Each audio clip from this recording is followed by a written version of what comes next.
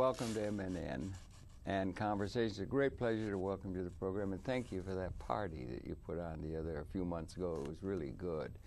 And I've been looking forward to this. And in the audience, welcome very much to Conversations. We have as a guest for this particular program, Magatte Diop, and he is the founder and the managing partner for a very important investment, Peacock Investment. He's very much involved in the banking industry and concerned with Africa and so forth. He's also an entrepreneurial-minded person. He's an entrepreneur, and perhaps most directly relevant to what we want to talk about in this hour with him, he's the chairman of a very interesting, relatively new institution that seems to me to be of very great importance in terms of the world economy, and that being the African Chamber of Commerce in the United States. And Mr. Diop, welcome very much to Conversation. I'm really happy to welcome you. Thank you very much, Mr. Chana. It's all the pleasure is for me to be here with you today. Okay.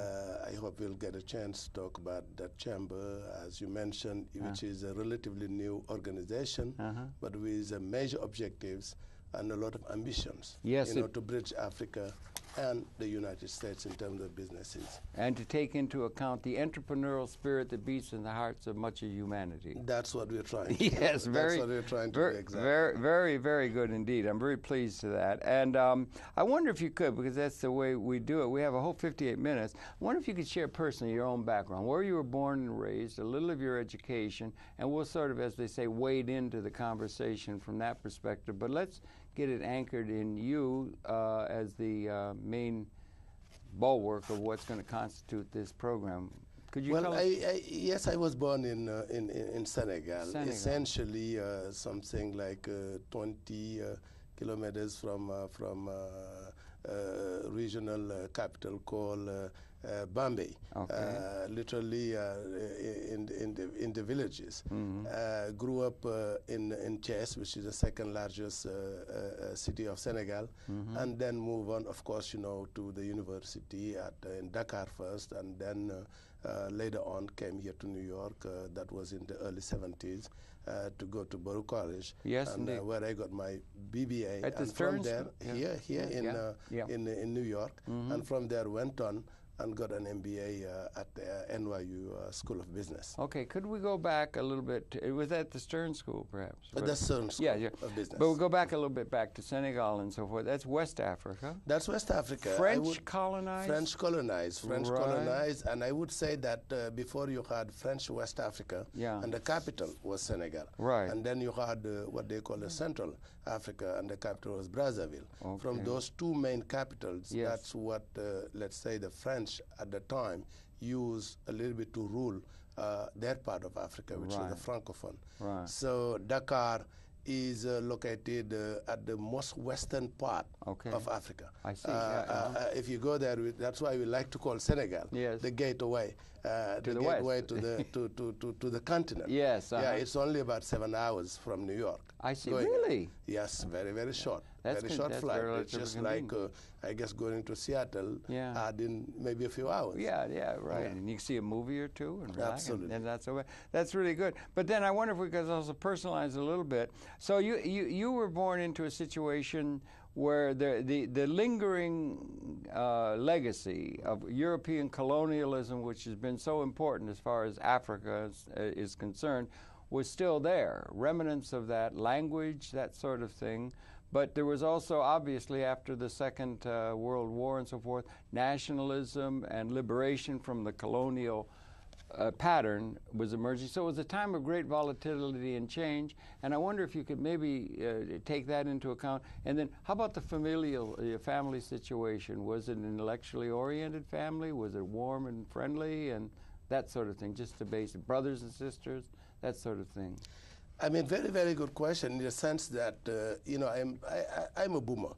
So born baby boomer. Baby boomer. Right. Born around in 1948. So you can see that we really, my generation went throughout the all the struggle right. sure. For independence. First, most of these African countries went into independence in 1960. Yeah. So Senegal, Cote d'Ivoire, Burkina Faso, Mali, and from 60 literally to I would say 70, we were in some sort of a partnership with the French, in the first part of what we call decolonization. Yes.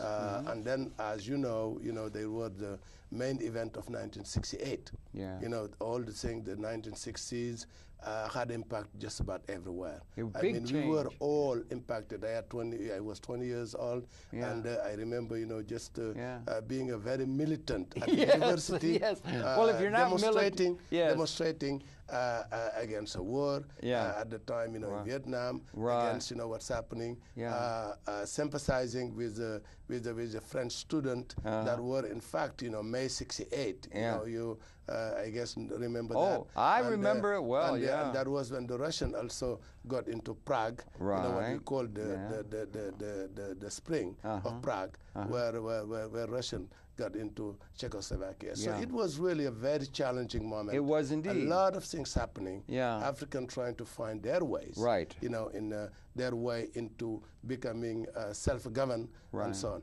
Okay, my family was, I come from a family relatively rich by local standard. By local, So I had a pretty good upbringing in terms of easy almost. Went to into good school. And also was a little bit privileged, I would say. A little bit like a prep school? Well, prep school in the local context. And also just good condition. And that's how I grew up. And my father was a relatively rich person, and then also was a political figure. That's what I was getting at in a sense. So much matters when you're young and so forth. What's going on when you sit around the dinner table? What's going on in the parlor in the evening? What's the context within the family? Is it intellectually curious? Is it socially concerned and that sort of thing? And would it be fair to say your family setting was one that encouraged you? Because you're obviously very concerned socially and also ambitious in an entrepreneurial sense to improve the human condition. And that sort of consciousness was partly a result of the familial context you were in or not? That's what I was trying to get at. Absolutely. And that's really something that in my own situation, you have some social responsibility that came up with that. I come, like I say, from a family with a long tradition. I mean, we can trace, our people to 1500. No fooling. So that's a long, long time. And even my son, who is now living in Dakar, has in his office a huge family tree. Right, exactly. That goes all the way to 1500. I guess that's a good way to look at himself and say, where do I come from? Okay. But again, growing up, I had my father who always say that you are privileged. So make sure that whatever you do, you have some social responsibility. Right. That's why even now, I am some sort of a head of a moral, they call it, leader of a big group. And every year we have something that we organize in Senegal. And I just That's in Senegal, in Senegal. And I feel very much involved with everything that has to do with development. I feel that we need to participate socially, intellectually, and of course economically to the development of the country. It's just a part of the responsibilities I feel that I have. Good for you for carrying that responsibility and for actually acting on it rather than just resting on your laurels, as it were, and becoming a playboy or something. You're actually concerned with improving the human condition. I congratulate you on that and would want to encourage you and everything that you're involved with and that sort of thing. So you came here and then you got educated in business, or you are in business and you have yourself down as a confirmed entrepreneur on your bio sheet.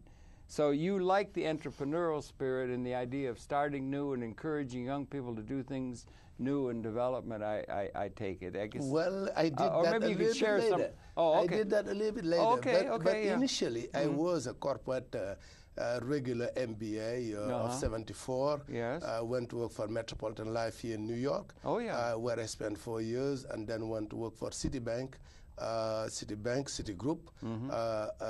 for about until 1993. And it's only in 1993, after 15 years with the bank, that they decided to branch out. and that's when I went out and created my own company in Dakar in insurance, and then first in insurance and then in real estate. So that's why I feel that I do have that entrepreneurial spirit. Yeah, well, I think it's to be celebrated. But New York Life, did you say, is that MetLife? Oh, That's the other insurance company. That's MetLife. not the one on Madison Square. Anyway, and Citigroup. You were with Citigroup. Citigroup. Was that when Sanford Weill was involved, or was that before? No, way before. Way before. You know, Okay. we were with John Reed. First John of all, Reed, it was Walter Wriston, and then John Reed. Oh, Walter Wriston. Walter Wriston and John Reed. That was a completely different Citigroup than what it is today. Yeah, it has changed. It was more, I think, international oriented, in my opinion. Yes. We had about 14 African branches throughout Africa. Okay. Did a lot, you know, for the governments of Africa. Did a lot for the people. Did a lot of training. Myself, I am a product of that particular school. Yes, and you had a portfolio that included, for the bank and so forth, Africa as a territory you were responsible for. West Africa. West Africa. At some point in time, I started in Dakar. And went to Abidjan, where I was and you were with Citigroup. Citigroup still. And I went to Abidjan, where I spent 8 years, and I was the country manager, what we call corporate country officer. For Citigroup. For Citigroup. Okay, well, that's a responsible job. And then West Africa and Central Africa, responsible for our relationship with international financial institutions. And that was right out of business school, relatively young. There was a lot of responsibility, and it must have been you'd meet a lot of people, and you would make a lot of what they call context and build a great Rolodex in the process of being associated with the people in West Africa that were business-oriented or the society in general. Great Absolutely. education. I loved it, and particularly, as you say, you know, that was a very interesting period. And that allowed me to be in touch with a lot of people, to get involved, to know the West Africa region, to have a lot of friends who are in government, who are in business, and it is a huge network today that I enjoy that is from Dakar all the way to RDC. Okay, and then one thing more. You're there, and you're young. I don't want to get, you became married and so forth. You have family that you're of your own. You're beginning to develop and so forth. But what your social context, and did you from that position in West Africa, did you come to be associated with the broader sub-Saharan Africa, East Africa, Kenya, Uganda, and that sort of thing while you were with Citigroup based in, do you understand what I'm saying? Were you reaching out to other people, because as I understand, there's something like 54 countries in the south of Africa that are and you reach out and make contacts and, you know, associations in a broader reach beyond West Africa. Absolutely. Okay. I mean, my main business model was in West Africa. But and Central also. But I did have today a lot of friends, because Citibank was, as I say, into those 14 countries. And our regional headquarters were at first in Kenya, in Nairobi. They were, so absolutely. So we'd go there twice a year. And, you know, a lot of my colleagues today are somewhere in businesses, important businesses, in whether it's in Zambia, whether it's in Ethiopia, or whether it is in Kenya. So we were able to develop a pretty good network of friends, of business people, of politicians. Because one of the things is... it's all interconnected. Too, because it's really interconnected. Right. Because in Africa, there is just some sort of a bridge between business and politics. And a lot of my friends today are in politics because they felt that that was the only way they could impact changes in the economic development of the continent. That's probably more characteristic of the whole human condition than some people like to admit, but not admit, but to recognize that connection is there, and you make these connections, and it's social skills, and all of these things are very much involved in that. I'm wondering, you say you keep, and it's a little small point. Citigroup was one thing, Citibank was another. Had it become Citigroup when you were doing that, or was there an...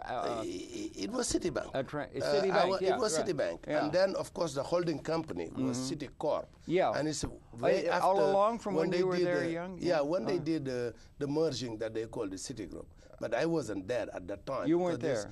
Was that Mr. Weill then? Oh, yeah. After Mr. John Reed decided to do the merger. John Reed was there. And that came in way after my departure. So really what I'm talking about, at that time, we call it Citibank, and the holding company, the bank holding company would be Citigroup, Citicorp. I think Citigroup or whoever was very fortunate to have somebody like yourself who had not only an interest and a knowledge of the business practices and so forth, but a first-hand understanding of the region in which he's working.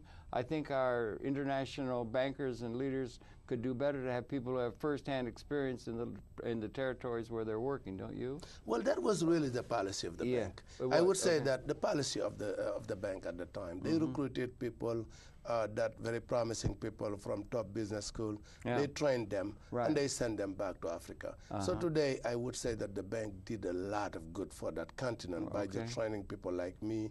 I mean, I wasn't the only one. Today, I can trace about at least 40 people like me, or perhaps better trained even. Somebody's better than you? Well, absolutely. I'm making a joke, my friend. Yeah. But you're doing, and those connections are really important in that realm. I mean, the Rolodex is really important. You know who it is, and social skills, be able to deal with people. And I guess it's characteristic of society in general and that sort of thing.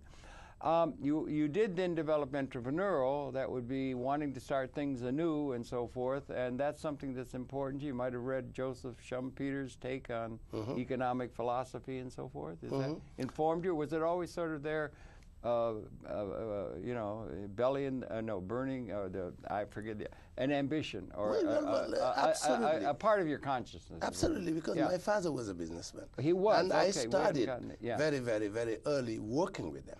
You know, I mean, I did not have much of vacation at the time. You didn't I would go, absolutely, I would go straight. Excuse me, did you say vacation or vocation? No, vacation. You had no time off, you were working hard. I would go and work with my father, and he would train me. And he would put you to work. And so really, for a long time, I felt that at some point in time, I will branch out. And there was a good opportunity, which I did. So invested in a local insurance company, life insurance company, and then created today a housing company, low cost again, because I basically feel that we have to give back to the countries, to the communities. And by doing low cost housing, we were able to today, for them, we have built about 1,500 homes in Senegal. No fooling, really. What geographical region is it largely? Mostly in Senegal, in the suburb of Dakar. You have a lot of people who are in their need of housing. All over the world. And affordable housing. Yes, right. So, you know, affordable, exactly. Affordable. Yeah, because it's... you can build homes, but if people cannot buy it or pay for it, it's not going to happen. So therefore, we today I am very proud to have my son and my daughter who have joined me in the business, and they're right now in Dakar working. One is managing the insurance company, and the other one is managing the real estate. Low cost. And you focus on, and this is an entrepreneur. This is part of Peacock. Well, Peacock, we invested, you know, I mean, today Peacock was created about a few years ago. Only, mostly, you know, to do financial advisory services. And important. Investment. Very important. Because some of these countries just need to be advised. You know, we need to be able to talk to them and make sure. The world is very complicated. Oh, it is. You know, and it has become even more complicated over the last few years. You ever try to understand? We talk a lot with the governments, with corporations, and we try to bridge again that gap between the U.S. and Africa in terms of business development. Okay, I've been listening to the hearings and so forth about the economy, and when you get into the finer points of the swaps and derivative clauses and things, it gets very complicated for anyone other than a magician to understand the nuance of it. And it's very difficult, if I may suggest. I've not had experience, as I've shared with you, in the sub-Saharan Africa, say, much or anything, but things are done in a very human way more than perhaps they are here. If somebody wants to, say, relate to the United States economy, maybe export to the United States or something, there's all kinds of what would seem to be very complicated procedures that have to be followed, environmental statements, and all these kind of things. And you do, with your Chamber of Commerce work, I think, relate and make it a bridge to them so that they can understand and effectively deal with an even more complex system, perhaps, than the one they're accustomed to, at a personal level, handshake and things hold and everything, to the United States. And that's another sensitive area of the human condition we should understand, is the interrelationship between various cultures around the world in a globalizing world is a very important function. You learned well in Africa, and you're part of the Chamber of Commerce of Africa and the United States. I would presume that informs everything absolutely. you're doing. It really goes to the heart of what we're trying to do. Thank you. Today, you look at, for example, Africa facing this global crisis. Absolutely. We're saying, all right, we were always in what we call the real economy, as compared to what I would call finance. the virtual one. Virtual, which is finance and some other things.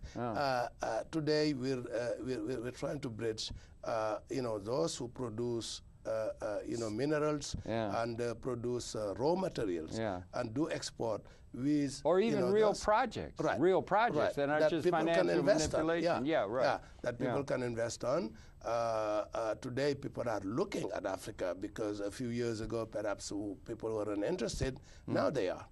We just had a big conference in Dakar in February. Did you? That attracted about 40 major corporation. Okay, as well as, did you have government representation there? Absolutely, we had 12 African countries. It's important to do that, isn't it? So you do the bridging, you do the networking, you make sure that the perception of Africa perhaps is changing, and that's what the Chamber is trying to do today. I mean, I have to commend, those who started it, Mr. Serignoleba, who is our president and CEO, and then others. It's an uphill battle. It's not easy, but we feel that that's part of the thing that we need to do, and we're working aggressively to make it a real vehicle, a real challenge, to be able to access and bridge the gap between those two continents. It's really important work, if I may say so. You're taking a hand in doing an entrepreneurial, developing a new factor of the human condition that's really required. Some of that could be done perhaps more with some more enlightened foreign policy on the part of the nations of the world, or this sort of thing, but you're helping to lead in a direction that the world needs, because the technology is forcing, whether we like it or not, is forcing a global economy and a global, like Marshall McLuhan said, we all live in a global village, and those things are having consequences to everybody in the society. They're all interrelated, and we ought to have better communication at all levels within that total collective of the human society writ large, and your institution is doing that as it relates to Africa, and congratulations to you all. Thank you very much. That's exactly what we're trying to do. Okay. Because this globalization, I think, will be positive for all sides, but it'll require a little bit more work, and there are challenges. Because, I mean, you can see right now, how to go about dealing with the financial crisis, the global crisis, how to make sure that the gains that were attained by most of these African countries are not lost, in the adjustments process of the global crisis. We're very excited. It's not easy, because anytime you talk about working in different cultures, different continents, and Africa, carried a lot of issues, which are more related to perception. I worked there for a long time. Public relations, and also governments have done a lot of reforms. I mean, you take today the 12 African countries that I know, probably more than the others, over the last few years, a lot of reforms. You take the economic growth, it was on average about 5 to 6% over the last, growth, I would say. Annual growth of 5 to 6. This year, despite the crisis, I think we're still expecting probably to grow by 3.5. 3.5, even though the crisis is so large. Even though, because initially the estimates were for about 7%. So I think, Africa is moving along. Governments are working very hard to make it happen. There are much more accountability today that you have than, let's say, before. Because simply you mentioned it's personal very often. Just a global. The global economy requires that people request more and ask a little bit more from their government. I mean, you're going through the same thing here because accountability, accountability, a lot of changes. I'm sure what happened over the last 8 years might be different from what's happening over the next 4 years. I was telling someone that probably you can look at saying that before. I mean, you probably have read the book on the Clash of Civilization. By Samuel Huntington. And today, I'm the one who would say that rather than Clash of Civilization, let's do soft power. Soft power. I'm in the media, and we have no direct influence at all or power, but we have influence, and I'm more in that more subtle area that the media is. It's a little bit meta to people who have direct responsibility for institutions like a president or people, or even a business person has a direct. Media is a little bit more soft. It has to do with influence more than with power. Absolutely. That's what we're saying. Culture, media, and a lot of other ways, sports, music. I mean, there are a lot of areas that I think we should start looking at a little bit more rather than just invading countries. Well, thank you, particularly on that. I certainly appreciate. And then you've also got an experience of the colonial experience that was one you had to come out of. I'm not sure if I started this program by thanking you for a wonderful gathering that you had a little while ago. If I did, forgive me for bringing it up again. But it was a gathering of people, many from Africa, that you had a few months ago that you invited me to, and I had such a wonderful time. And among them, there was a young man there. He was the DJ who was doing the DJ. He spoke of music. He was the DJ doing the music, playing great music. He had sunglasses on. He's called himself DJ Gaddafi, and he was playing popular music from Africa that was really good. I mean, it was popular music, and there's so much of it's been at the level of culture. There's so much there's been American movies, American music, American going out, and it would be good for us to realize there's a whole lot of poetry and cultural things going on all over the world, and we should become more sensitive to all of that. But I was surprised how great the music was, popular rock and roll music, but with the unique sounds and everything. It was really great. We have beautiful music in Africa. You do indeed. Absolutely. And the dancer, you had a dancer there? She was like something out of a goddess. It was wonderful. I'm very proud of that. Yeah, they're very good. Now, I wonder if we could, at that, you gave a little talk, and so did Mr. Siri. It was really a great night, and I congratulate you, and hope you have more such events. It's very important, and that sort of thing. But it seems to me they said there's something like 54 countries. It seems to me we recognize. How many countries are we talking about when we talk, you say, from Africa? African. We're talking about 54. We're not talking about North Africa. We're not talking about the Maghreb. We're talking, or are we? Or what do you mean when you say the African Chamber of Commerce in the United States? Do you include all of Africa in your thinking, or is it sub-Saharan Africa? How many countries are we talking about? Just as a sort of primer thing, as far as the chamber is concerned. We'd like to think in terms of 54 countries, meaning that all, including North Africa, because don't forget that the African Union include them.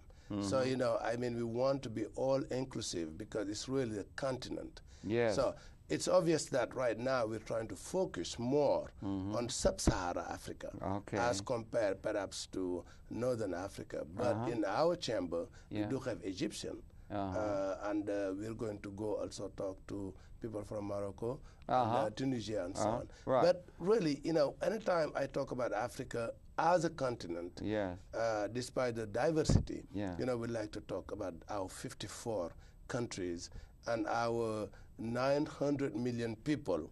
900 so many. Million people. That includes Egypt, and absolutely. Okay. So you're talking million people, and probably a GDP of about $2.3 trillion. So that's a trillion. With the T? Total.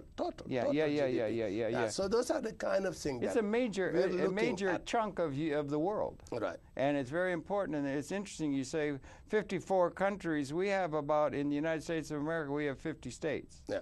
And we came from a confederation, and sovereignty at a certain level was in the level of the state when we were making our war against Britain and all that sort of thing. Then we developed the United States of America. You mentioned the African. We want to be. Well, that's what I wanted to bring. The United States of Africa. Well, all right. I say it's being proposed, and also it seems to me, because I shared with you that I've been to the country of Libya maybe 10 times. I have great admiration for a great deal. I think they're in advance in terms of what the future requires at a intellectual level of understanding the development of society writ large. I think they're in advance the same way, in a certain sense, the United States was in advance of feudal Europe when they proposed our Declaration of Independence and so forth.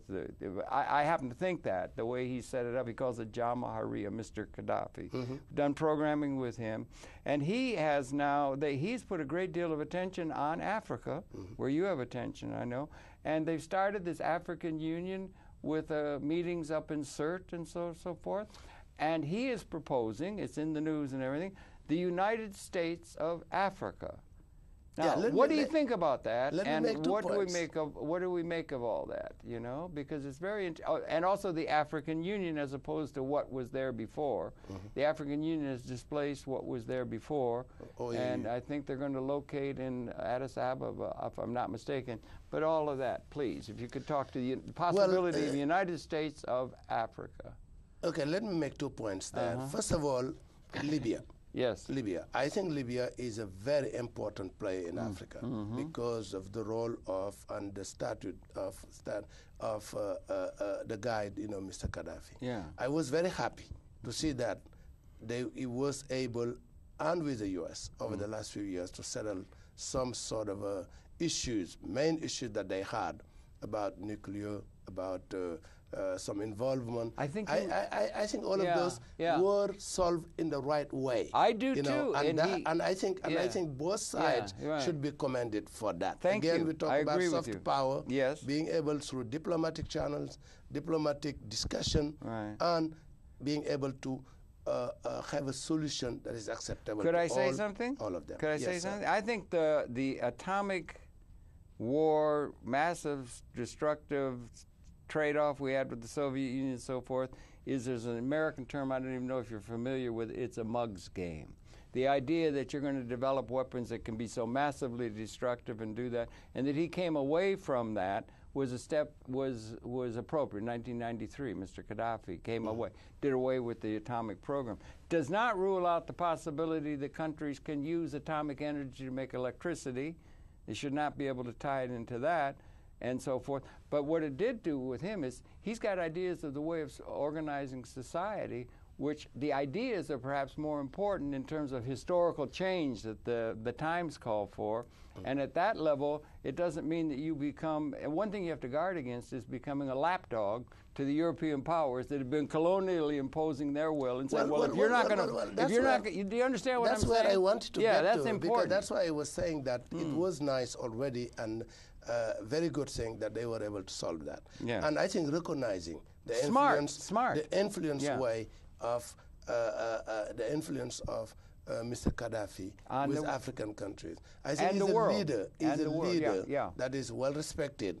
Today, Libya is doing a lot of things with Africa, not only in terms of economics, but also in terms simply of political development. And that's why this idea that where is a major player with our own president to create the United States of Africa.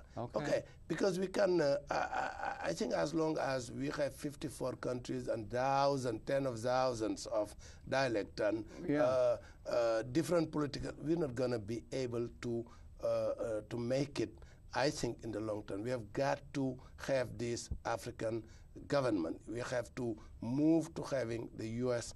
of Africa. Yes, but remember, and they have made progress. Because last July they met in Addis, and I think they have taken some sort of I wouldn't say even last July. Even after that, they met again, and I think the next one would be July 2009 to talk about what direction.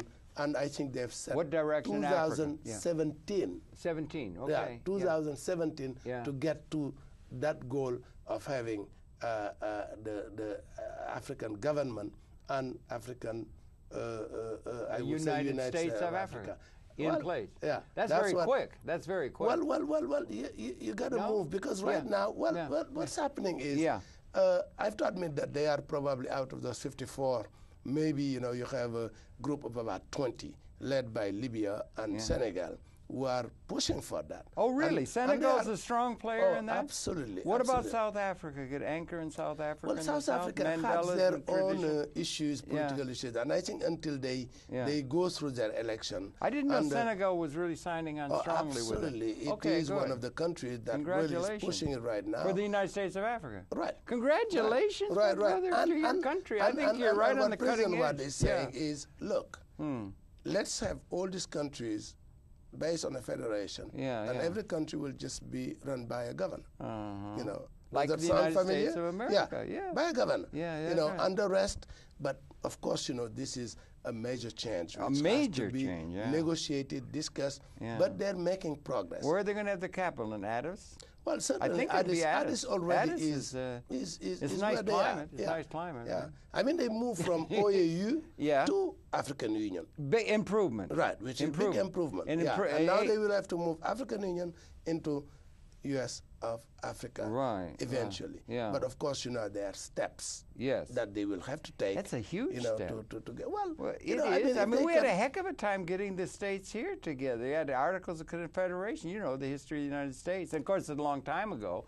But they had the sovereignty was at the state level, and then they had to go Articles of Confederation. Then we had to get to a constitution. We had a big fight to get it all united. So sovereignty is still, we've got 192 countries at the United Nations at which sovereignty resides, the nation, not in some group thing like that. So it's a big transformation. No, it's a big setup.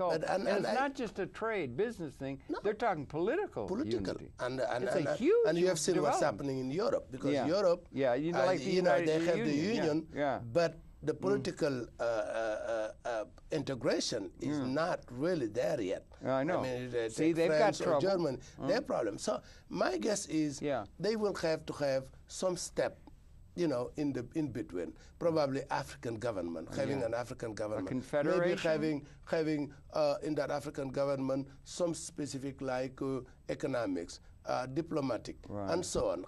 Just starting and moving towards that goal. But they've got to do it. I see. Are you in a position with the political leadership? We have very different political leaderships and so on, and the business leadership to help participate and perhaps bring together the voices that could help shape that future context for the development of the African place? Are you in touch with the people, the players, as they say, that are putting that together in the various countries and regions of Africa along that idea? Well, I consider myself a civil society. Okay, you're civil society. Yeah, okay, civil society. In fact, in a double way. Civil society as a businessman, because we look at what's happening and we say, look, if you want to develop this continent, we have to go through this. These small, fragmented, small markets will not make it, as you go along. Exactly. It's just not going to happen. No, it's a metaphor for the world. And the second thing is just saying, all right, recently I created, I set up what I call a small think tank in Senegal. I call, what? Well, this is a small think tank I created about a few years ago, called, the Center for Strategic Studies for an Emerging Senegal. Do you have a site and everything for that? Well, we have a site. Yeah, we have a site. I will send it to you. I want to be in touch with you. Because what we are doing is we're debating the major topics that would interest Senegal over the next 15, 20 years. And we're saying, all right, and we have about 50 members, that today are from the universities, intellectual, research, and stuff like that. From Senegal? From Senegal. I wanted to do it for Africa, but you got to take a step. Okay, let me ask you one thing quick. Senegal, are you with the Council on Foreign Relations here? Are you in touch with the geostrategic thinking, the political leadership of the United States and so forth? Brookings, that kind of thing? Or no, not yet. Not yet. Not yet. I read a lot. You could contribute well to those circles, don't you? Well, what we're doing right now is summarizing our work and try to send it to the decision makers. Father, what we try to do every year is meet some of these ministers, some of these presidents. Yeah, are you talking now within the United States system? No, over there already. There. But what about talking here? To them. And can you link them? Well, here, let's say that I've not been active in that sense, but I'm hoping that with the chamber, we're going to be able to get that chance. I would think they could play a major role. Be able to talk to people, be able to volunteer some new ideas. I think again, what's soft happening power again and is understanding, education, all those levels. Yeah, because over the last 8 years, I think it was a little bit more difficult to do it because it was really a policy of them against us. And that, but right now, as you move along, I think people are much more open. I mean, the actual administration, I think, listening to all ideas. And then, you can volunteer some ideas. You can talk about to people who are doing policies with Africa and make a contribution. Because what we're trying to do is just put our minds together and say, all right, and debate and discuss and be able to say, all right, this might be a good idea to make sure that it's beneficial to Africa, it's beneficial to the U.S., and it will benefit the future generations. That's the responsibility of leadership. Right. Future And generations. we have my daddy was a lawyer, right, and everything, and he used to size up somebody and say, son, I think that man looks like what they would call a class act.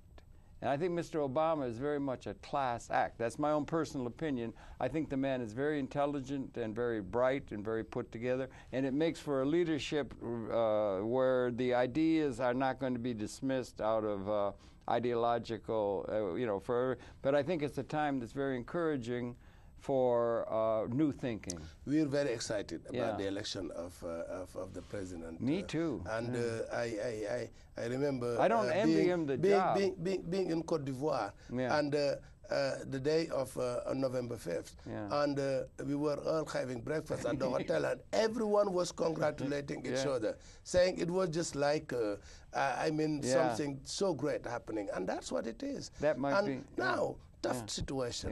Very tough. The economics are tough, but I think people have to be patient. I'm convinced that we're going to get there. Things will improve. I listened to him, and we're all inspired. We're all, motivated, challenged in new ways of doing business. Just the opening. I think the world has never been in a situation like this in terms of possibilities of cooperation. Again, soft power. As compared to I thank you for stressing confrontation. That. And that's in a certain sense educational, and it's at the level of the NGOs and organizations like that. Well, I'd really like to be in touch with that small group of people from Senegal, because I'd like to try and keep up with things and be in touch and everything. And I think it's just in terms of the age in which we live. We're all African in the sense that Homo sapien first appeared in Africa 200,000 years ago. We're all one system, and now we've got such incredible capability through the use of making tools and technology to make the world different than it was in an Eden-like sense given. You understand? Like the creatures. Absolutely. It's an amazing time, and it's come to a point where, and one of the questions I'm interested in an ongoing way, I want to get some good modeling and so forth. I think we have weapon systems now that are actually, it's hard to do, and they exist, not inflection points of theory, but weapons that are very close to, if not species lethal, in the destructive capability that they possess. Do you understand what I'm saying? Absolutely. Couldn't do it in the Second World War. Absolutely. We were impotent from being able to destroy ourselves with our clever weapons we've got, so we could fight one another. And on the other side, there is a capability to provide for everybody in an equally existentially new, significant way on the living side through good design, and the technology is bringing capability that is equally almost liberating. So it's an amazingly important and significant time to be alive and participant and conscious. Absolutely. Is it not? Absolutely. I fully agree with you. Particularly if you have a little entrepreneurial spirit. Absolutely. Today, you look at the world we're living in, the challenges of even how a war is conducted today is so much different from what it was 50 years ago. Oh, absolutely. But the world is very complicated also at the same time, because you have, all these cultures. I mean, look at what's happening in the Balkans. The Balkans. I mean, what I call the rise, in national identities. How do you deal with that? The other day I was reading something or listening to a show on TV, and they were talking about Iraq. I mean, is it better off today not being one Iraq, with all this democratic process in the Middle East, or having a strong man who's going to, you have challenges. Today in Africa, for example, one of the big challenges we have is China. How do we deal with China's becoming a major force in China. How do we deal with China? You have a situation where, China will come to Africa and say, okay, my model is better for you, because it's a model where Mao was not long ago, Deng follow, and then after that you have new China, Jinbao, and that model is a model that can show Africans also that you can perhaps, in a short period of time of 40 years, maybe develop. But yet, it's a model where human rights might be questioned. So, absolutely, no question. The human rights in China should be questioned, because they're politically very precarious. They're growing. It's slowed down now, and the difficulty from here is gone back there too. They're having that growth rate that they've had is going down in China. 6.5 is not good enough. Yeah, not in terms of their record. But they also have so many people, and there's thousands of people try to protest and so forth, Tiananmen and so forth. Yeah, it's a real challenge. It's a challenge, because you look at that and you say, all right, what is the best model? And the recent crisis, the economic crisis, did not help, because right now people are questioning, okay, what is a good model of capitalism? Is capitalism dead, or is it just changing? Is it a good model? When you see the Dow going down from 14,000 in October 87 like a roller coaster, to today to even it improved a little bit over to 7,000. I mean, that's a 50% decline over 2 years. So there are a lot of questions right now about what is a good system. Look at the Europe. Look at I was following. What do you think of the European Union? What they're doing? Well, the European Union is going to be challenged. Is that a model for Africa? Thinking Africa, or at least you could link with it, or because they've uniting what were our sovereign states. A lot of those problems you're looking forward to maybe are better served by looking at the European Union and the difficulties and possibilities that they display. It's a good model in terms of economics, but today the challenges are still there in terms of nationalism. Today, I mean, right now, what do you do with Eastern Europe? Those weaker European countries in the Union, are they going to help them?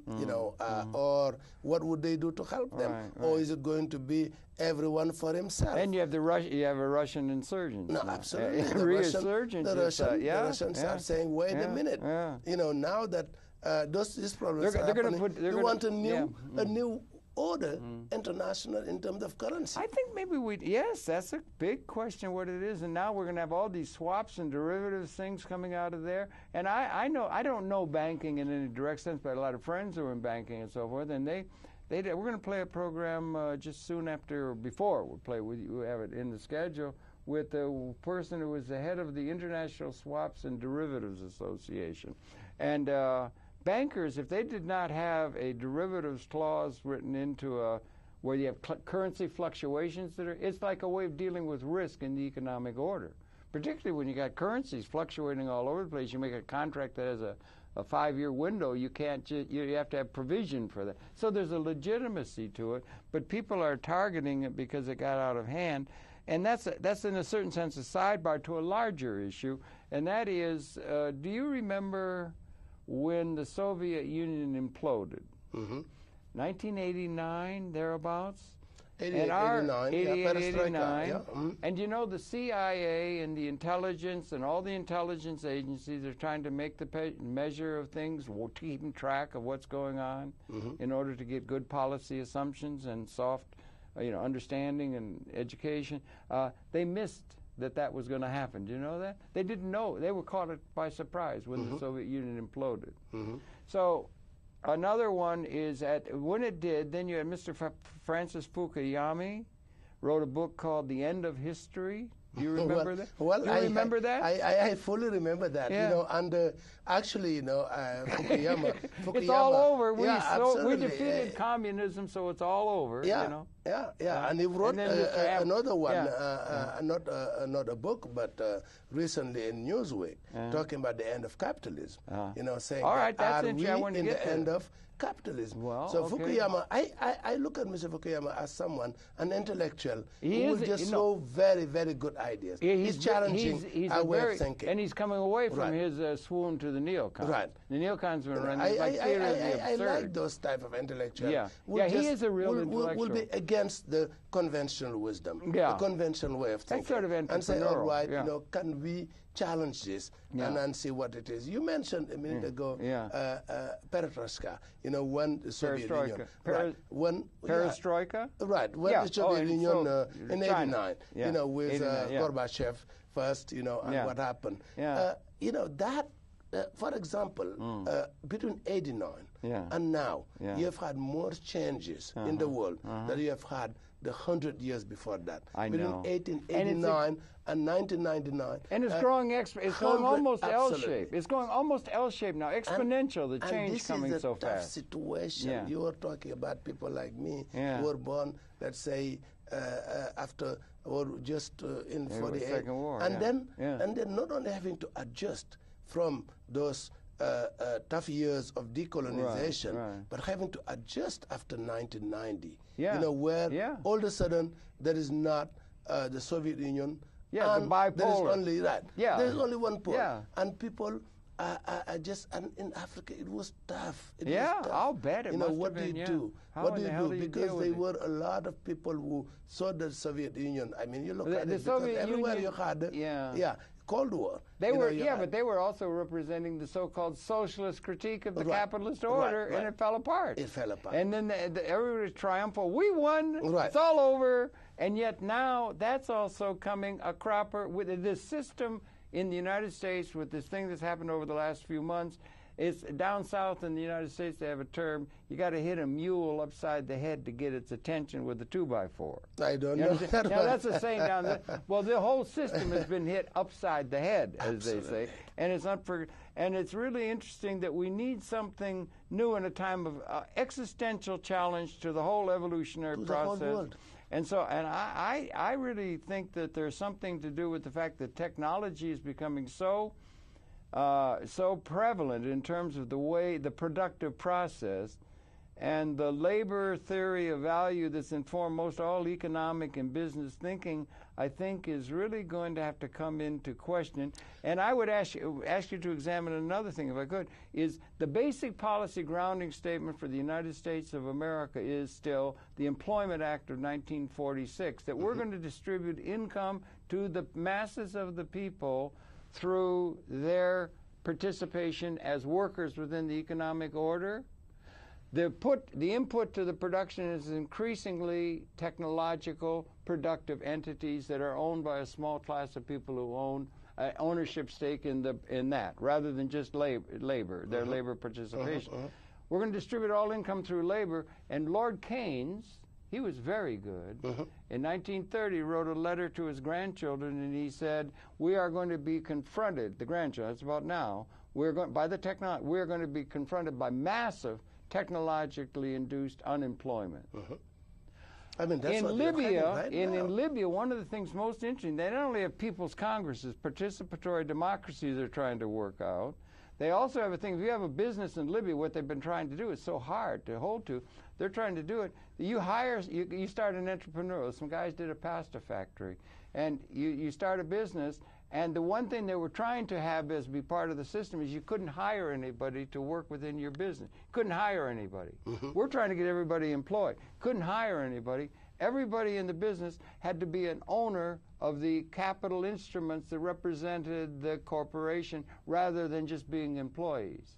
That's a huge idea that we do not have incorporated in ours. The ownership class is still very, very smallly held. in the United States and in the world order, and we just assume we're going to be able to distribute all income to the masses through wages only, and I think that's a major confrontation for the world economy. And Mr. Gaddafi has a model that's relevant to that the same way the United States had a model relevant to feudal Europe at the time in 1776, is my contention. I think we could look to Libya as an important intellectual leader in terms of the requirements that the future hold for the whole planet. And I think we ought to start looking at him that way rather than that he's just some sort of somebody to be made fun of. Well, certainly, you know, the times are challenging. Yeah. Times are challenging. Today, I think this country will have to look at, look at what happened to AIG. Yeah. You know, when you have ownership of a major government has ownership, how to deal with the management. Well, we have that now. Because people are used to having private management, private ownership. And then all of a sudden, you know, you have government ownership. How do you deal with that? That's something that when you take Africa or when you take France or Europe, mostly, it's no problem. It's a European matter. Yeah. But when you take it in the U.S., it's a brand new ballgame. Yeah. And I think people will have to adjust on it. Right. Managers as well as government. Yeah. You know, how to deal with it. Right. You know, what kind of follow-up, what kind of management choices are you going to exercise? Yeah. Are you going to, as a government, owning 80%, and you say, now I'm going to be there sitting and managing it. But if you do that, aren't we coming back to socialism? You know, these are major questions. Well, they did not have an animus, at least in Libya, they didn't have an animus against the principle of private property ownership. What the problem is, so few people have an ownership stake that gives them real income apart from what they labor. We're all like serfs on a feudal estate. The template's set up by a few people who own all the capital assets. The people don't have any real ownership stake in a way that's assured against loss and so forth, and they don't have a way of distributing income by the people through a private property holding that gives them income to clear the market. In the United States is being confronted with a fundamental challenge intellectually that might come in a model sense, the same way the United States was an influence to Europe in 1776 with their idea. Europe might. Gaddafi might be to the world. Very possible. Well, I don't know. I don't know. I guess we can use us as a very intellectual. Probably, yes. Maybe we gotta have coffee. You gotta have coffee, and you gotta come over. You gotta come over. Yeah, we've run out of time. That has got to be something that we can talk about. I'm very happy to be able to talk. We've run out of time. And thank you very much, sir. Your pleasure to have the perceptions that you say it. Magatte Diop. Magatte Diop. And he's the, among other things, he's the chairman of the African Chamber of Commerce in the United States, a major organization, I think, destined to become ever more influential in the soft power realm of understanding things. Look forward to it. Thank you very much for coming in. I really appreciate that. And look forward to having coffee and talking more and building on this. And like at the end of Casablanca, remember Casablanca? Casablanca movie. Humphrey Bogart says to Claude Rains, this looks like the beginning of a beautiful friendship. Maya, okay? Thank you very much, sir. It was my pleasure to be with you today. Okay. And I'm looking forward to that discussion intellectually. Come over and meet the dog. Model we have a real nice dog I'd like you to meet. Okay. Right. Thank you very for much. viewing. We're coming back tomorrow. Thanks again, really, very much. It's a great pleasure talking with you. And I want Ali Trakey, you should be aware of. He's a major person.